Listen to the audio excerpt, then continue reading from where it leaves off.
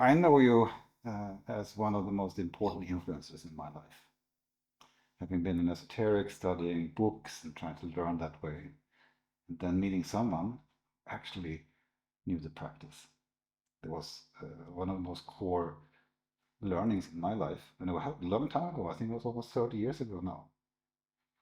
And I wanted to reconnect and check in with you now when Marianne and I were working also with personal development and very working with substances.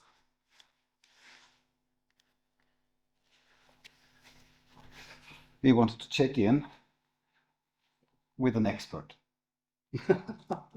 with someone who has walked the walk and someone who has contributed so much to thousands and thousands of people. And we have the feeling that it's important to over and over again connect to what it's actually about. When we work with people, or also now bringing in this understanding about the Amanita muscaria, everybody can just take a mushroom and have an experience. But the thing that we feel that we have such an advantage from is the different things that we have done in our lives. And we keep coming back to the art of being as being our, like the basic container on which we build everything we do. And where we see that you either have that understanding and those experiences grounded in yourself or you don't. And if you don't, you're going to still be looking for just to come to that space of presence, of being here anyway, of being with what's going on. And then it's just a wonderful opportunity to get you to share a little bit. You know, that immediately reminds me of the time that I went across the Amazon to Peru to explore the origin of the whole Santo Daime ayahuasca story. And I spent a week in Todos Santos or Alto Santo. There were two different places. But anyway, it was the village where Ireneo, who had founded the whole Santo Daime thing, came from. And, you know, I was there for about a week. And of course, they were having ayahuasca ceremonies every couple of days or couple of nights. And the inhabitants of the village, they were kind of older generation. And in the ayahuasca ceremonies, they were so alive and vibrant and singing. And during the days, they were all so dead. And it really highlighted for me the importance of the personal work that we need to do, how we need to go down into our guts, how we need to befriend the dark aspects of ourselves, because otherwise the sacred plants and the consciousness expanding substances, they give us a way to rise up above all that and feel wonderful and, oh, I'm enlightened.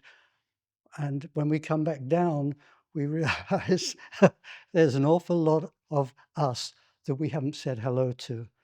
And the art of being is, in essence, it is about saying hello, not just to the dark stuff, but finding a way to become conscious of every aspect of our being and to befriend what we're not in friendship with in ourselves.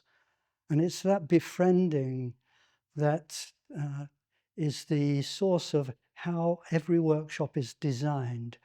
You know, the Body, Heart and Soul workshops are a way for people to find themselves through exploring their sexuality.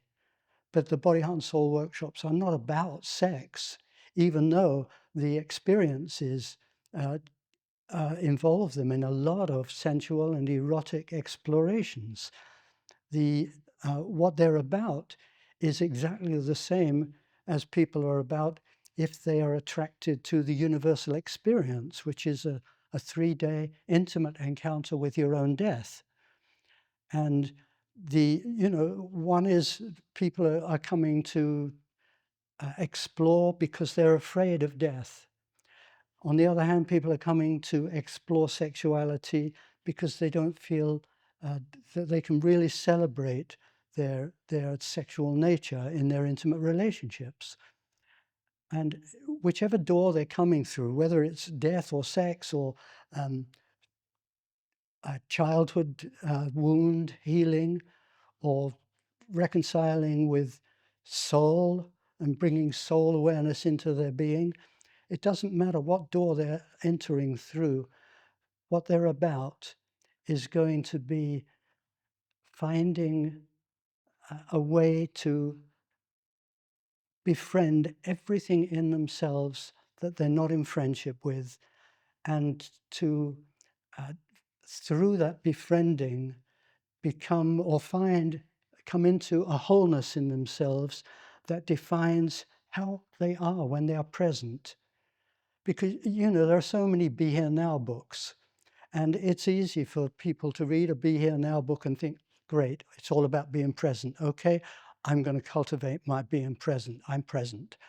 And they wander through their lives having a certain kind of presence. But if you imagine yourself as a house, for example, and because of your childhood conditioning and the wounds that happened and the accidents along the way, and the relationships that went pear-shaped and all sorts of things that happened, there are certain rooms in your house that you just would rather not enter. So you as you grow up, you put no entry signs on these doors, and you feel quite, at home in your house, because you don't need to know what's behind those doors. You can get by, you're functional, you can even be very successful in, the professional world. And you never have to deal with what is behind those doors. But the consequence of that is that your way of being any kind of presence is limited by by the rooms in your home that you have no entry to. And so a lot of the work of the art of being, the work of it, is giving people ways to open those doors and go into those rooms and to say hello to what they find there. And, the first thing that people feel when they go into such a room is afraid. And then in normal life, what they want to do is shut the door and say, I'm not going there. That's really scary. And so they never get to make friends with what is in there. And sometimes I feel like what they're about when they go into the room and they make friends with what they're afraid of is the metaphor that comes up for me is like embracing the tiger and eventually learning to become so friendly with the tiger that the tiger becomes your friend and you can ride the tiger. And in essence, what that means is that as they open these doors and go into these rooms and make friends with what is there, bringing light into the dark places. And sometimes that's what it can feel like. I don't want to go into that room. It's too dark. I can't see what's in there. And so being helped to bring some light into it enables them to see the demon they're afraid of. And the processes enable them and encourage them and invite them and inspire them to make friends with whatever the demon is. And in that, what happens to them in their daily life is that suddenly, or it can be suddenly and it can be gradually, they find themselves in their way of being present. They have more qualities to their presence than they had before. Simple example, if somebody is afraid of being too vulnerable, because as kids they were taught, don't cry, don't feel, you can be a bit upset, but just keep some control on it. Then what happens is that they're never able to discover their deep sorrows They're deep tears that may relate to things that happened in their childhood that have had a great impact on them. And so through embracing and befriending this particular demon, they may find that when they're, for example, with their sweetheart, that in embracing, they suddenly find themselves feeling kind of teary and they realize that they always used to shut this down, and in shutting it down there was a certain kind of limit happened to how much intimacy their partner could feel with them, and so their partner was always feeling, you know, I love you and I just wish that you could be more intimate with me. And he or she has never been able to be that openly intimate because they couldn't allow themselves the tenderest of their vulnerability. And in making friends with that, suddenly their whole way of being intimate is, it feels like magically enhanced because they can shed a few tears when they're embracing their beloved. It's like that. And there are so many other ways, of course. I mean, it can be that people were just taught to behave themselves and stay in control. And so in that, they never learned to allow their playfulness. And playfulness is totally connected with creativity. If you can't play, you can't create. And so the art of being, again, it catches people on what it is that they're afraid of. So if they're afraid of their playfulness, the workshop will somehow bring them to that. It'll bring them to that no entry door and invite them in, and they go in to discover the playfulness that they're afraid of. And so, of course, the first thing they find is, whoa, playful, that's really scary. I don't want anything to do with that. I'm better off just being in control. And gradually, the designs of the workshop help them to embrace the fear, because that's always the first step. And this is the thing that's missing from so many of the psychedelic experiences, the befriending of the fear. And it's, it's interesting. One of the facets of American macho malehood is I'm not afraid. And in that I'm not afraid, there's a man in his metaphorical suit of armor who walks through life in his suit of armor, but when he goes to bed at night with his sweetheart, he's still wearing his suit of armor. And it doesn't allow for very much in the way of playfulness and intimacy and so on. But to get back to playfulness itself, the befriending of the fear, it always begins with being willing to feel afraid. And if I'm willing to feel afraid, what I discover is that this fear is the container, and within that container is what I am afraid of. So if what is in that fear it's a container of playfulness, then in saying hello to the fear and being willing to feel afraid, it's as though the container dissolves and I find myself in the presence of what it was I was afraid of. Hello, I'm in the presence of my playfulness. Oh my God. And at first it is a kind of trembly, excited experience to be tremblingly, scarily playful. And the more practice I have, the more engagement I have with the playfulness, the more the delight of it dissolves the fear, and I discover, oh, I was only afraid. And suddenly it's a delight to be able to be playful. And this is the way that the art of being invites people to befriend whatever it is in themselves they're afraid of. The first thing is being willing to say hello to the fear. And the two things that I see bringing people to art of being workshops are friends who turn them on and say, hey, it was a great experience, and they feel inspired to come. And the other reason people come is rather than the inspiration to go and be in an art of being workshop, it's the desperation. I've had enough of, I'm so fed up. I feel so, I don't know how to live with myself. I'm desperate for some way to, and the art of being offers them what that desperation is looking for, that gives them the opportunity to come from all that desperation can be, including depression and being shut down, being limited, being complaining, blaming, aggressive, politically manipulative, all the games that people can play that come from their inability to celebrate what is behind those no entry doors.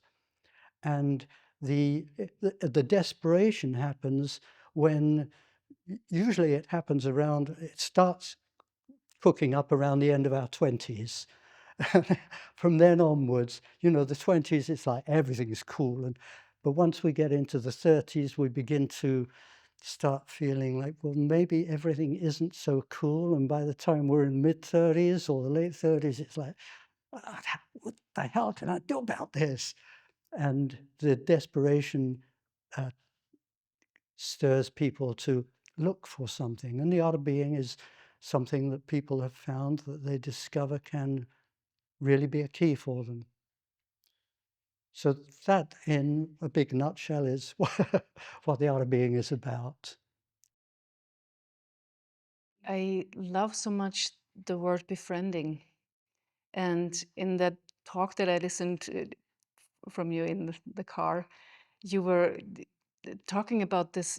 It's not just enduring the pain or the sadness or the whatever it is that we're afraid of, or the fear, and kind of like surviving it, but actually befriending it, or being with, right?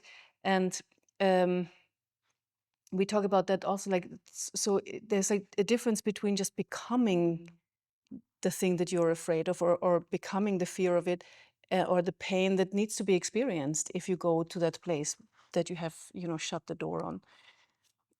And you can either just get lost in it and completely identify with it, and that doesn't help much, or you can, like you say, befriend it, be with yourself while feeling it or while going through it. Do you understand what I mean? Can you say something Absolutely. more about that? Because this is a question that keeps coming up for people. So what does it mean? What does it mean to befriend, to be with? How would you, How do I say that? deal with those fears or those doors Those inside? painful, because we see also that there is, you can shoot yourself up into oblivion with substances and practices and whatever, but if you are not willing or able, or don't get the space in which it becomes possible to go to those places where you're afraid, you have no being from where to start. Yeah. And it's what has happened in my work since that time that you were listening to that CD where I talked about befriending then, is that I have gradually, because I'm always learning, every workshop I lead, I'm learning. The participants are my teachers. They teach me what I need to learn in order to give them what can help them to find what they're looking for. And in that process over the years, something became so clear to me that it has developed into a fundamental and essential in every workshop. And it's such a simple thing. And in fact, I just yesterday and the day before made a new podcast of it for a center who asked me if I could give them this. And it'll be available to everybody. And I actually called it Let the Sunshine In. And I guess it'll be online sometime soon. And what I came to was the realization, it's so simple, that the way that we befriend is through being able to surrender to our own experience. And that in that surrender, there is a a reconciliation that happens.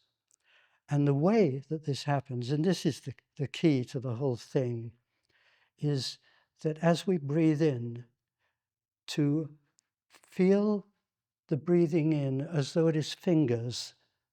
The air that we're breathing in is fingers that are touching everything going on in us. Let me make it personal. That as I breathe in, the air I breathe in is fingers that are touching everything that I'm experiencing right now, including especially my feelings, the worries I have, the struggles, as well as the joys and the delights. And every touch, every breath in is bringing me alive in all of this. And this is so natural, because the first thing I did when I emerged from my mother's body was breathe in. And this breathing in, to realize that I literally am bringing life into myself every time I breathe in. And so in the realization of this, to give people a way to realize, hey, you can touch everything that's going on in you every time you breathe in and come alive in it. And then the breathing out. The last thing we'll ever do in our lives is breathe out. And that breath out will be a totally relaxing surrendering. We can't hold on, no matter how we've spent our lives holding on. In the final breath of life, we let go. And what I saw was that this is how befriending happens. That if, as I breathe out, I can simply relax and really let the breath flow out of my body. In that relaxing, what I'm doing is surrendering to what I touched breathing in. So I'm touching myself totally alive every time I breathe in. And as I breathe out, I'm surrendering to it. So if what I'm touching is my tears, for example, that I've been fighting all my life, and in that breath out, I surrender. I'm surrendering to the tears that I've been feeling all my life. And the reason for doing so is so simple. It's because they belong to me. It's because the only choice I have is to say hello and be friendly with my own experience, or to fight against it and argue against it and complain about it and bitch about it and so on. And so this has become like the really simple, essential key that I give people really soon after every workshop begins, and that I'm constantly guiding them into as they go into whatever processes and explorations and experiences and ceremonies and rituals they come to in the workshops. That how they're learning to be in whatever they engage with is to touch themselves totally alive in what they're experiencing, and with the exhale to simply relax in surrender to what they touched breathing in. And one of the things that made me really aware of this was just observing so many people coming to the workshops, and not just people in my workshop, but even more so the people who never come to workshops, how many of them never really relax breathing out. You know, I think there are millions of people who, through their whole lives, never just relax in a way that allows the breath to fall all the way out of their body, because they're always on guard. And when they're on guard, they're always they can never let themselves breathe out, because if you breathe out, it's like you let your defenses down. In that sense of surrender, you're open. And this is the other aspect, of course, that in befriending all that's going on in you, in that befriending, you become open to whoever you're with. And something that it's like the wall becomes a bridge. Instead of having to defend myself and be on guard against you, in that surrendering, I'm open to you. I'm willing to experience you. and I'm willing to allow you to experience me. It's like another of the things that is really basic for me and that follows on from this learning to touch myself alive, breathing in, and to surrender to what I've touched, breathing out, is in meeting another person, there's this tendency, I see you, and to come from I'm seeing you. And instead to allow myself to be seen, to allow my eyes to be windows through which I'm implicitly allowing you to experience me and all that's going on in me. And what this, expands into, of course, is not just that I'm allowing you to see me through my eyes, but the expression on my face is not some kind of performance mask to impress you, but I'm happy to allow you to experience me the way I am. And this in itself creates friendliness, not just with myself, but with you, whoever you are. So that's one of the other fundamentals. So this is the how the befriending happens, through the simplicity of breathing in and out. And Thank you. it was so helpful to come to a different country. I was in Sweden. I had to come to Switzerland to do the workshops with you, and to come to a completely different setting where I couldn't play my old roles. It didn't work out anymore. And come to what I call someone holding the space, where you holding the space. Yes, you use techniques, you use settings, you use structures, but you are there and you're holding the space. And that for me was something that really stood out. It was something very, very special. It felt like anything could happen and you would just calmly be there with whatever happened in people. And that takes me then to these very sacred and very important rooms and spaces to come in workshops. How does one bring that into everyday life? It's interesting, I have the sense, it's not the sense, it's really happened that over the years and the decades, how I am in my workshops has become more and more how I am in my daily life. Both ways around, they have woven together. The learning has happened in the workshop spaces. It began, when I was young and I was looking for teachers and therapists who could help me to say more hello to myself. And in subsequent years and all the decades since, it's simply that I have received my own teaching. When people say, they talk to me about being a teacher, how I regard myself is not as a teacher, but as a learning adept. I'm really good at learning and I love learning. And people say to me, you've been leading groups for 50 years. I'm bored. And I can't be bored because every workshop is a learning experience. And I love what I'm learning. And the fascination with learning comes from being present. Every time I walk into a workshop, it's like every session I walk into, I've never been here before. Every circle of people I sit with, even if, 10 of the 30 people have been to 10 workshops with me, I've never sat with this circle of people before. I've never been with you before, because who you are now is not who you were last time we were together. And so I live in this discovering. And this is what I mean about you, the participants, are my teachers. Because through your presence, I'm drawn into a fascination with what is happening here now. And this fascination with what is happening here now, it's a fascination that I'm engaged with in so much of my own being.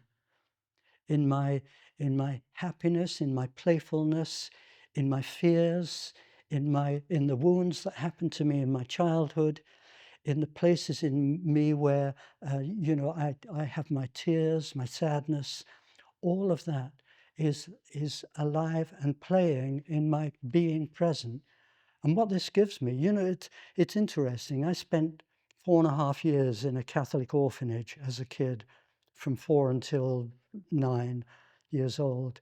And they were really, really brutal years. The nuns they were not just harsh, they were sometimes downright cruel. And I came out of that with a lot of wounds.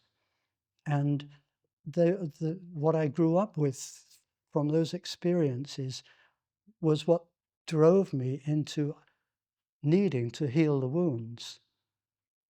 And what has happened over the decades is that those wounds from my childhood, in befriending all that happened for me in those orphanage years with the nuns, all those things that I've made friends with have turned into resources.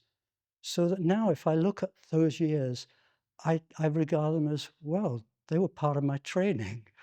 They are what enable me to be with people wherever they are. It doesn't matter what darkness they're in.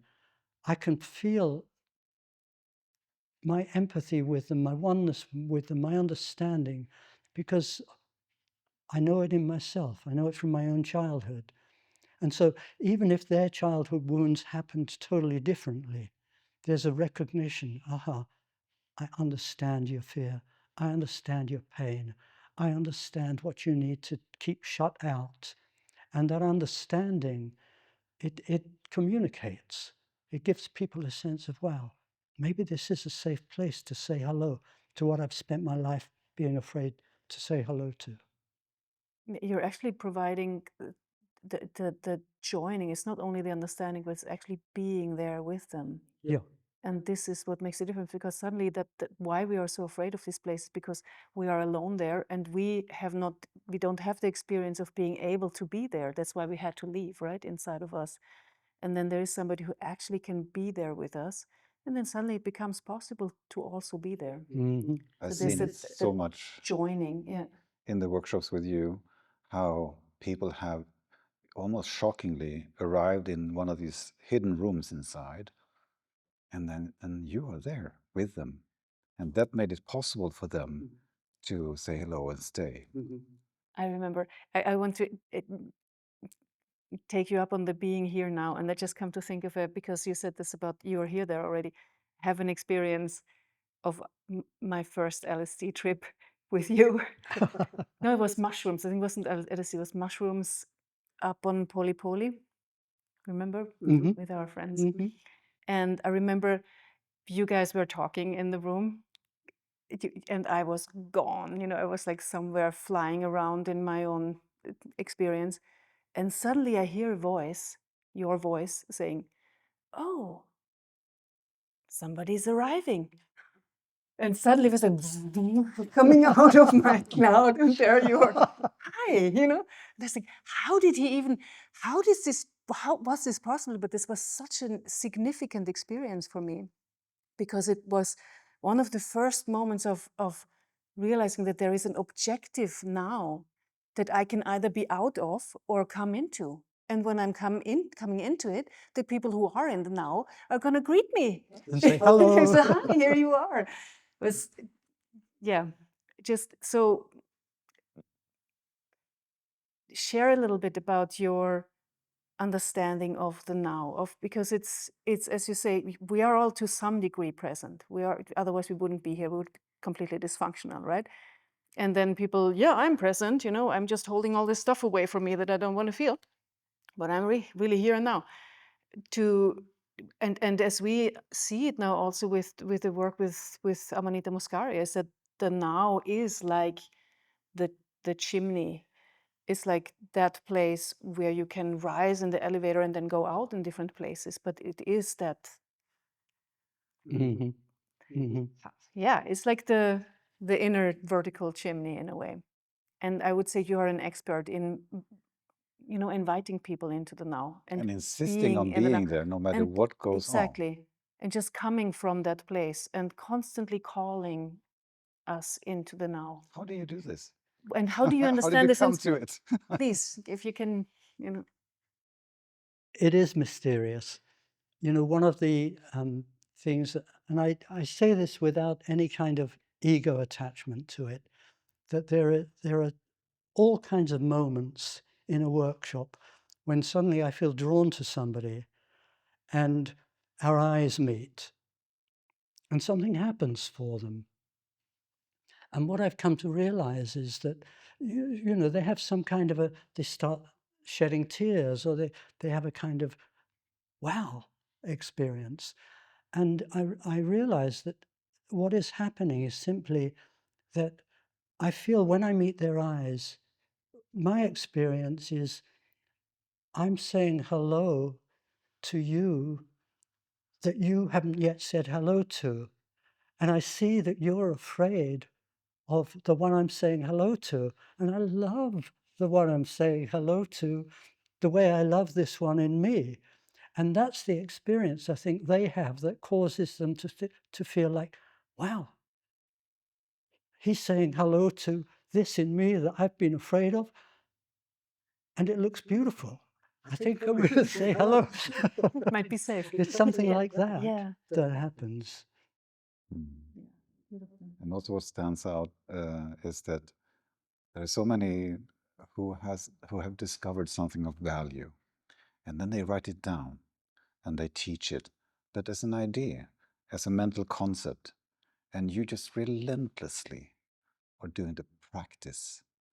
And I haven't met anyone that so relentlessly, insistently do it that way, practice over everything.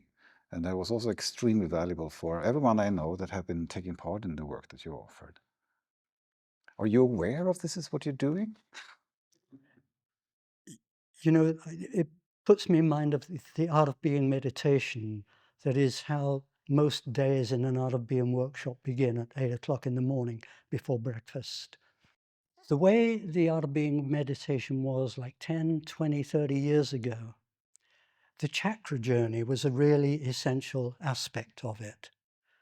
And the rising through these 7 chakras. And I was just saying to the workshop yesterday, the workshop participants yesterday, I was chatting with them about chakra is one of the words that I seek to never use. It's disappeared from the art of being meditation.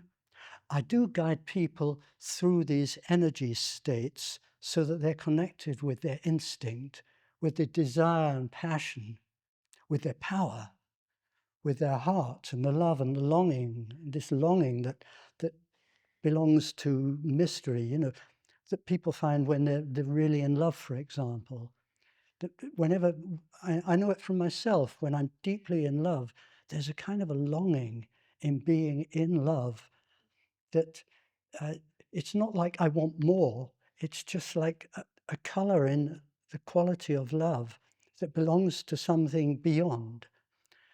And it's why love has such a connection with mysteries beyond us. And so, yeah, the heart, the longing, and the being present, the being here now, and soul space that, you know, would be the 6th chakra, but forget it. There's just this space that I call soul space, which I feel is like a bridge between my being and infinite mystery. And when I let myself into this soul space, it's as though I'm opening myself to that which comes from beyond me. And I love that I can allow this into my being. And all of this, when people are busy with chakras, the chakras become things. They even have colors to them and names. And people are busy with this chakra and this chakra and this chakra. And I don't even remember their names anymore.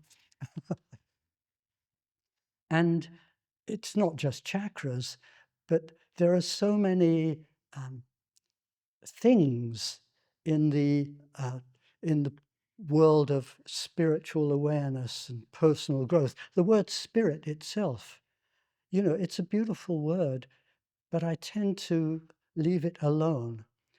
And when it comes to talking about, you know, that which is beyond us, I prefer infinite mystery. because the simple fact is, if I consider where I'm going in that final breath of life, in the letting go, it is a mystery that belongs to the infinite. I'm no longer in this mortal body. I'm no longer in time. I disappear from time, and to disappear from time is to disappear into the infinite. And what the infinite is just is a mystery. And people can write all the philosophies they want about it and develop all the religions and all the dogmas, and all they're doing, as I see it, is giving them comfortable things to be busy with that keep them busy. And one of the things that Osho said, and I spent 8 years with him, and they were roller coaster years. And I'm very grateful for the experience now, and I see the light in the dark of it. But one of the beautiful gifts that I received from him was this simple sentence: not knowing is the most intimate. And somehow this played in me the moment I heard it. And I really took it in, and I began to see how the knowing is things that are there. So it's like if I want to meet you and I get into all my knowing about you and about me, it's like these are objects almost that are between me and you. And when I throw all the knowing out and allow myself into a not knowing space, all I have is, all there is me and you. And this is the most intimate that I can be with you. When there's no knowing in the way, there's just us here now. And I love this, just this understanding. And I see how people, they get hold of experiences and they write about them, or they create workshops based on them. And they're teaching concepts, and people love concepts. They love to think about it, even though they don't really love to think about it. They love to think about it because we all spent, a decade and a half or 2 decades in schools being trained to think about it. And when we got good at thinking about it, we got rewarded. And so thinking about it becomes something that, if I can think about it, that means that I'm a pretty hot person. I'm a pretty cool person. I'm a pretty together person, whatever concept I want to put on who I am. And the art being, it really is, in a way, an invitation for people to come out of their thinking minds into everything that they have lost touch with and forgotten about in their visceral, feeling, instinctual, passionate, powerful, heartful, soulful being. And I was working with people just these days, and the processes, the explorations, the meditations, they're all designed to, the best word I have is surprise people out of their heads. Because when you give them a program to get out of their heads, the program is just another aspect of being in the head. And so one of the features that I love so much about my work is the surprise element. And this is as thrilling for me as it is for participants, that we're here in this space. We're here for 3 days, 7 days, 2 years, if it's a training where we're meeting every few months. And there are these processes that are happening that are really rich for people. For people in a body, heart and soul workshop to be in an exploration where they're engaging with 3 other people in a way that is inviting them to say hello to what they love and are afraid of in their capacity to touch and be touched, for example. As they're in these processes and these explorations, what's going on inside me is, there's something else going on here. And there's always this something else that is going on here. But I don't latch onto it as words. It's just this sense. And there's something else that is going on here is whilst they're engaged in this exploration, it can mean so much to them, suddenly there's a surprise happening. And the surprise is where they're suddenly out of their head, out of their mind, and into that, oh, and it's like the aha experience. It's the eureka. It's a, wow, where have I been all my life? It's like coming out of time into now. Yes, exactly. And coming out of the concept into the being. And that's for me the most exciting element of my work. You know, I spent the first 12 years as a group leader simply sitting with people in a circle. And there were no processes and explorations and rituals and meditations. For 12 years, I led these encounter groups where I just sat there with people. And this is where I learned to let go of trying to know, trying to have the answer. And, you know, therapists will come and see my workshops. And, you know, after a day or two of sitting there, they'll say, why didn't you latch onto what he was doing and do this or do that? They want me to bring in the knowledge and having the answer. And I learned in those 12 years that the magic happens because we're sitting here and nobody has the answer. What I have is my willingness to be with you where you are and to look after the space so that everybody can emerge into this quality of presence that includes more and more of their being. And it became a richer and richer experience as I befriended more and more of my own inner being. And I look back and I realize that those 12 years, they were such profound learning experiences for me because they were touching me in so many ways and giving me the opportunity to make friends with so much that I was afraid of in myself. And that circle remains like the core of the art of being. Everything around it, you know, I love music, and music plays such a part in art of being workshops, whether it's guiding people into trance journeys or into interpersonal explorations, or just into wild dance sessions or chill out time at the end of a hard day's work. Whatever, you know, music is it's for me, it's one of the joys of my life, and it's so woven into my love of life that I love bringing it in. And I've spent 50 years gathering music and finding music that is perfect for that particular moment in a workshop as a way to inspire people or surprise people out of their heads into more presence, more being. And often it's through the feelings. You know, a song that makes people cry and that belongs at a certain moment. For example, in the universal experience, this 3-day intimate encounter with your own death, it's, you know, there's music coming again and again all the way through. And over the 40 years, 35 years that this workshop has been in existence since I created it way back in the late 80s, I've been discovering pieces of music and replacing pieces and finding pieces that take people deeper, that open people more, that give people more courage and trust to say hello to all that they're afraid of about death. And it's like that with everything. And it's much like that with the Body, Heart and Soul workshops, you know, to find pieces that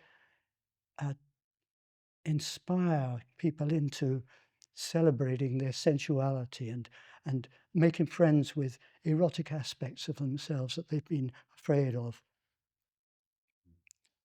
Music that helps people to let go into that losing control that allows the orgasmic, the ecstatic to happen. People who learned to control themselves and be well behaved, not realizing that in that control they could never become truly out of control ecstatic.